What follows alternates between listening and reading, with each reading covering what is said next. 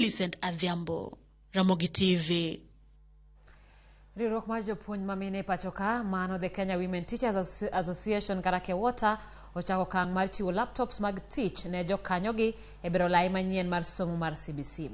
Jaratije maduong' e riwruogno Benta Opande olero ni kaka riwruok gigeto jiwo kendo ting'o malo jopuonj mamine. Nomedo ni bengi mar nyiewo masinde mag laptop manyasani e nengo mayot ka duol mar House of Procurement biro konyo e keyo masinde go e pachoka.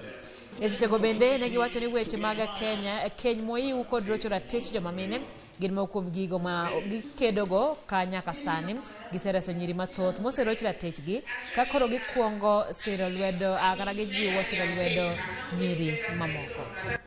Wasiro jopuonj mamine mondo giyud lokruok. Support jopuonj kaka ginyalo tiyo e yor mbui gi technology nikech employer gi osedhi digital. Karibu 132 ose qualify bro yudo laptop. Aparo ne onego jopiny ong'e ni nyithindo pod itero ga nyange, nyithindo manyiri. To ng'eny gi tho nikech joma timo nyange go ogin professional. To onge waseyudo ne wasetimo research nyaka loka onge gima nyange konyo go nyathi. Gima nyange timo ni nyathi manyako en oloke dhako. Immediately nyathi ringo away school. Koro wa lose doctors, professors mang'eny nikech nyange. Wabro dhi kuonde mitime nyange te.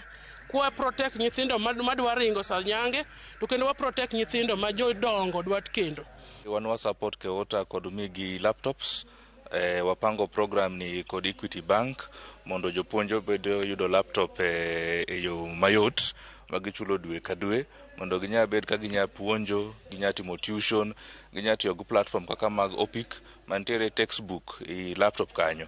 Koro molo itingo textbook mang'eny e toki ido textbook e laptop kanyo. Koro wan gi Kewota mondo wakony gi tijegi mag empowerment. With the current CBC curriculum having it mandatory to integrate digital tools into teaching, Opic is ready for